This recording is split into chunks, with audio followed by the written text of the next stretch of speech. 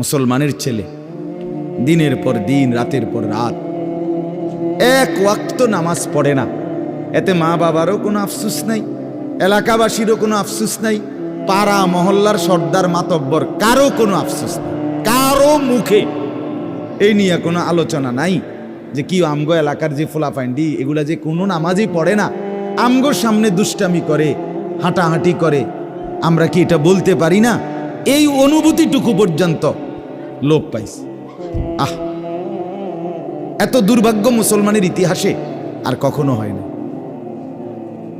বেনামাজি আগেও ছিল, কথা বোঝেন নাই, বেনামাজি আগেও ছিল, এতটা গাফেল আগে ছিল, মা বাপ এত অসচেতন আগে ছিল। দুনিয়ার ব্যাপারে বুঝেন, আরো দেখেন, আরো ভাবেন, একজন একজন করে ভাবেন। দুনিয়া আরো যদি সাজান, খোদার কসম ক্ষণিকের ক্ষণিকের ক্ষণিকের অল্প সময়ের দুনিয়া চমৎকার সাজাইয়াও তৃপ্ত হইতে পারবেন না, তৃপ্ত হইতে পারবেন। এবছর চমৎকার রং দিছেন বিল্ডিংয়ে, 2 বছরের মাথাত বিভিন্ন খান দিয়া সামরা উঠিয়া এটা আবার যেই সেই, ঠিক কিনা বলেন? তা আবার রং দাও। এই সোফা চমৎকার বানাইছিল, ওই যে বার্নিশ নাই, দেখেন এই যে সোফা, এটা এই যে দেখেন, কথা বলেন না, এই সোফা এটার মধ্যে আসেনি অন বার্নিশ, তো এটা আবার কি করতে হইব? তো লাভ হইল কই? দুনিয়া তো ধোকা, দুনিয়া ধোকা। এই সৌন্দর্যময় চেহারা নারী 30 বছরের ব্যবধানে উনি বুড়ি, আর কেউ ফিররা এদিকে ফিরা সেফও হালায় না। আজ যেই যুবতী, যেই বেহায়া নারী, বেপর্দা মহিলা বাজারে বাজারে ঘুরতো, যৌবন, আরে সেটা তার সম্পদ না, তারটা হইলে তো নিজের হইলে তো সে কখনোই বুড়া হইতো না। আল্লাহ তাআলা বলছে, আমি যখন যৌবন শেষ করে দিলাম তো এখন আর কোন পুরুষ তার দিকে ফিররা থুতুও বালায় না। দুনিয়া এক অবস্থায় থাকে না, এক হালাতে থাকে না বাপ। এজন্য ছেলেদেরকেও বলি, বাপ জিন্দেগি সুন্দর করো, তোমার এই হাসি থাকবে না, তোমার এই সুস্থ সুন্দর সুঠাম দেহ থাকবে না। আন্তরিকতা নিয়ে শুনলে, নিজের ভিতরে নেক মানসিকতা যদি থাকে, গ্রহণ করার মানসিকতা, আর অল্প কথা তো ফায়দা হয়। আর গ্রহণ করার মানসিকতা না থাকলেও 50 বছর শুনলেও গুনার অভ্যাস ছুটে না। দেখেন না, 70 বছরের বুড়া মানুষ চা দোকানে টেলিভিশন দেখে, তাহলে এত বড় বুড়ো মানুষ, মুরব্বী, উনি এখনো যদি বিড়ি খায়, সিগারেট খায়, এখনো যদি চা দোকানে টেলিভিশন দেখে, তো ওনার এই মন্দ অভ্যাস, বদ অভ্যাস কত বছর পরে ছুটবে? উনি আরো কয়শো বছর বাঁচলে গিয়া বুঝবে এটা গুনাহ। আর ওনার আর মেয়াদ আছে কি? এই জন্য বললাম, আপনি খবর নিলে দেখবেন 30 বছর মসজিদে আসা যাওয়া করে ঠিকই, কিন্তু যথাযথ আন্তরিকতা, দিলের মধ্যে আখেরাতের কোনো মানসিকতাই নাই, নিজেকে বদলানোর অনুভূতিই নাই, ফিকিরে নাই, সোজা কথা। পরকাল বলতে কিছু, এখন যা আছি তাই, এখন সুখে থাকলে সুখী দুনিয়া, এখন দুঃখে থাকলে দুঃখী। জিফুত যদি ঠিকমতো খানা খাদ্য খাওয়ায় খুশি, ঠিকমতো খানা খাদ্য নাই দুঃখী। মানে দুনিয়া পেলে খুশি, দুনিয়া না পেলে দুঃখী। লাভ লোকসান, আয় ব্যয়, হিসাব কিতাব, সুখ আনন্দ, দুঃখ বেদনা, হাসি কান্না, আবেগ অনুভূতি, সবটাই শুধুই দুনিয়াকে কেন্দ্র। এখানে কি পেলাম? এখন কি পেলাম? এখন কি পেলাম? ইনহিয়া ইল্লা হায়াতুনা দুনিয়া নামুতু ওয়া নাহইয়া। আল্লাহ তাআলা বলেন, নাফরমান আর পাপীদের জীবন কেমন হয়? কোরআনে আল্লাহ বলছেন, তাদের অবস্থা হয় এমন যে তারা বলে জীবন কেবলই দুনিয়ারটা, আর কোথাও জীবন নেই, আর কিছু নাই। নামুতু ওয়া নাহিয়া, এখানেই মরব, এখানেই বাঁচব। ওমা নাহনু বিমাবউসিন, আল্লাহ বলেন নাফরমানদের দিলের মধ্যে এই বিশ্বাস যে আমাদেরকে পুনরায় কোথাও উঠানো হবে না। আল্লাহ যে বলছেন হাসরের ময়দানে তোমাদেরকে উঠানো হবে, সুম্মা ইন্নাকুম ইয়াউমাল কিয়ামাতি তুবআসুন, আল্লাহ তাআলা বলেন তোমাদের প্রত্যেককে কিয়ামতের দিন হাসরের মাঠে তোলা হবে। আল্লাহ বলেন বেঈমানের দিলে এটা থাকে না। তার কথা হলো প্রাপ্তি অপ্রাপ্তি, লাভ লোকসান, ভালো মন্দ, হাসি আনন্দ, দুনিয়া।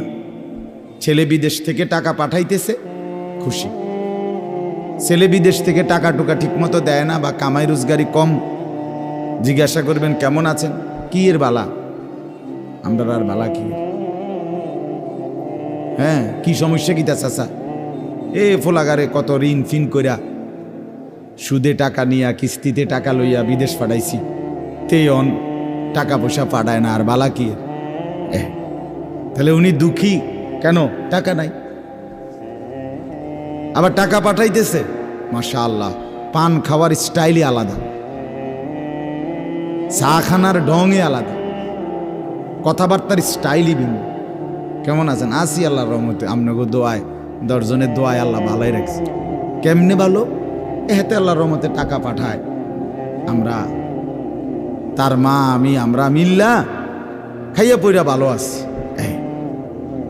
তাহলে ভালো থাকে দুনিয়া, ভালো থাকলে ভালো নাই দুনিয়া, ভালো না থাকলে তো আখিরাত, কবর, মৃত্যু পরবর্তী জিন্দিগি, সেটার জন্য কি ব্যাপার, তার জন্য কোনো আলোচনা লাগবে না,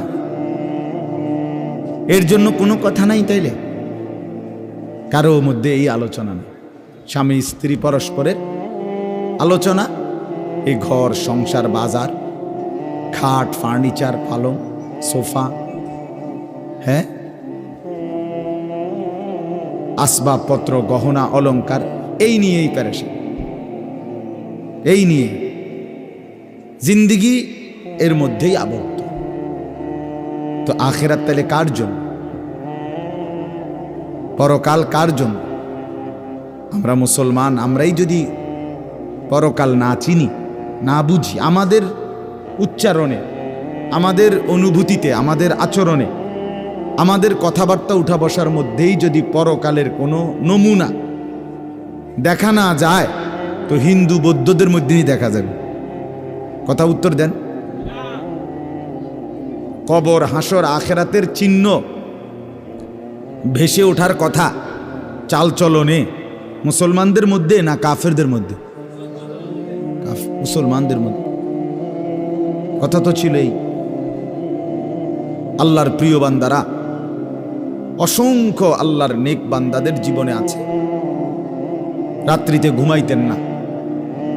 জিজ্ঞেস করতে কেন ঘুমান না, বলছে জাহান্নামের ভয় ঘুমাতে দেয় না, কবরের ভয় ঘুমাইতে দেয়। হযরত আবু বকর সিদ্দিক রাদিয়াল্লাহু তাআলা আনহুর মতো সাহাবী আফসুস করে বলতেন, হায় আমি যদি একটা গাছের পাতা হতাম, আমাকে যদি একটা চতুষ্পদ জন্তু, গরু কিংবা ছাগল, সেই পাতাটা যদি খেয়ে ফেলত, অর্থাৎ আমি যদি মানুষ না হতাম। অথচ কি পরিমাণ আমলের অধিকারী ছিল।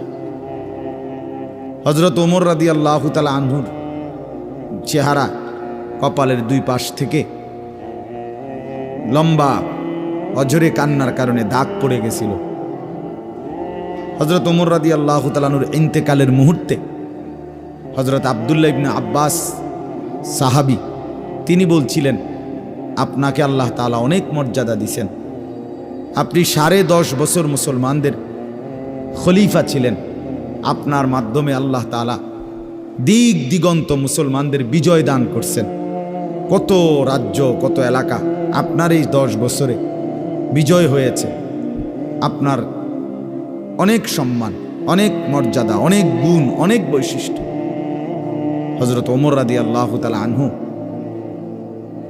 কিতাবের মধ্যে আছে, উনি চোখের পানি ফেলে বললেন আব্দুল্লাহ ইবনে আব্বাসকে, শোনো, আমি আল্লাহ তাআলার কাছে এতটুকু আশা করি শুধু যে আল্লাহ আমার জীবনের যা নেকি আর আমার জীবনের যা গুনাহ, কমপক্ষে আমার নেকিগুলো যেন আমার গুনার মোকাবেলায় বরাবর হয়। অর্থাৎ এতটুকু নেকি যেন কমপক্ষে হয় যে গুনাহগুলোকে মোচন করে দেয়, নেকিগুলো দিয়ে গুনাহগুলো যেন মিটে বরাবর হয়। এদূরও যদি হয় তো আমি আল্লাহর কাছে সন্তুষ্ট নিজেকে মনে করি, আমার এদূরে সারব। অর্থাৎ নিজের এই বিপুল পরিমাণ ন্যাক আমলকে কিছুই মনে করেন, সামান্য। তা আমাদের পুঁজি কোথায়?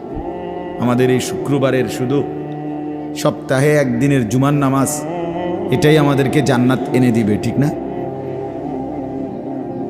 হ্যাঁ, মাঝে মধ্যে গরিব দুঃখীকে 2 টাকা 5 টাকা দিলে এতে আমাদের বেহেশত চলে আসবে, ঠিক না? তো বলেন, এজন্য বললাম আমরা প্রত্যেকে আন্তরিকতা নিয়ে ভেতরে যারা মনোযোগ দিয়ে শুনেন, দেখবেন আমার আপনার ভেতরে যদি অনুভূতি তৈরি হয়, ভাবনা তৈরি হয়, ফিকির আসে, লাভ। সবাই একসাথে হবে না, সবাই একসাথে বদলায় না, সবাই একসাথে পরিবর্তন হয় না, কারো কপালে পরিবর্তন হয়ই না, বদনসিব। কারো সময়ের ব্যবধান হয়। আমাদের প্রিয় নবী সাল্লাল্লাহু আলাইহি সাল্লামের কাছে যারা সাহাবী হয়েছেন, কালেমা পড়ছেন, তারা প্রত্যেকেই প্রথম দিনেই তো সবাই কালেমা পড়ছেন, ঠিক না? বুঝেন নাই কথা? যতজন সাহাবী হয়েছে নবীজির, সবাই একদিনেই কালেমা পড়ে ফেলছে নাকি? তাহলে সময়ের আগ পিছ আছে কি না বলেন? কেউ প্রথম দিন কালেমা পড়ছে, কেউ 21 বছর পরে কালেমা পড়ছে, কেউ 22 বছর পরে কালেমা পড়ছে। তো যিনি 23 বছরের মাথায় কালেমা পড়ছে তিনিও কামিয়াব, যিনি প্রথম দিন কালেমা পড়ছে তিনিও কামিয়াব, সৌভাগ্যবান। এজন্য বুঝ আসবে, এর মধ্যে আকপিস হবে। সবাই একই দিনে জোনায়েদ বাগদাদি হবে না, সবাই একদিনে বাইজিদ বুস্তামি হবে না, সবাই একদিনে রাবেয়া বসরি হবে না, সময়ের ব্যবধান হবে, আকপিস হবে। এবং কারো কপালে হেদায়েত জুটবেই না। ইন্নাকা লা তাহদি মান আহবাবতা। আল্লাহ তাআলা আমাদের নবী সাল্লাল্লাহু আলাইহি সাল্লামকে বলছেন, আপনি খুব চাইলে, ভালোবাসলে আপনি নিজে কাউকে হেদায়েত দিতে পারবেন না, সেখানে আমি কি? কথা বলেন না। সেখানে আমাদের কোনো পাত্তা আসেনি কোনো। খুদ রসুলকে আল্লাহ বলছে, হে নবী আপনি চাইলে হবে না, আমি চাইতে হবে।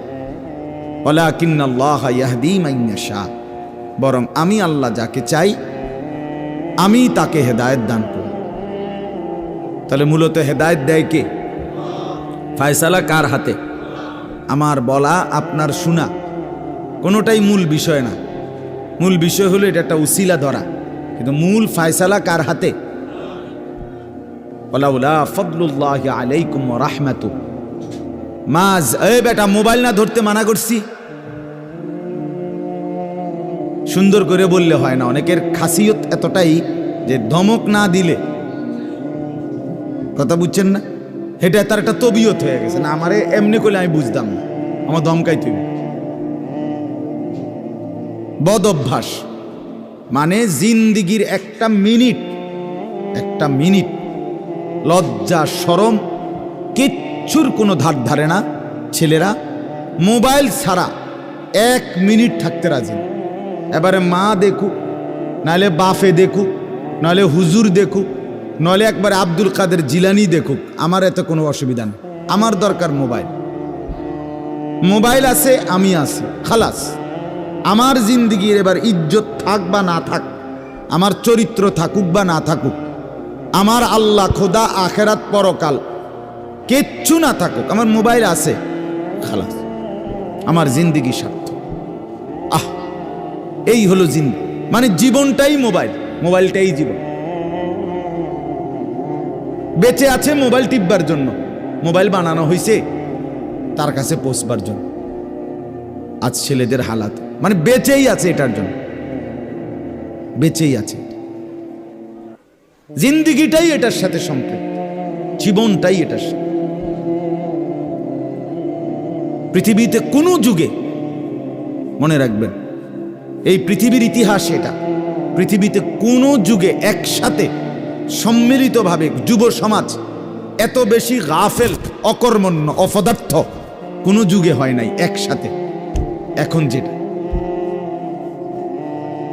আগে একটা সমাজে, একটা এলাকায় বখাটে দুশ্চরিত্র একজন ছিল, দুইজন ছিল, চিহ্নিত, কথা বোঝেন নাই, চিহ্নিত হয় তারে মানুষে চিনত, তে সুর গ্রামে চুক্তি হয়তো একজন, তে একটু খারাপ, তার লগে মিশ্র না।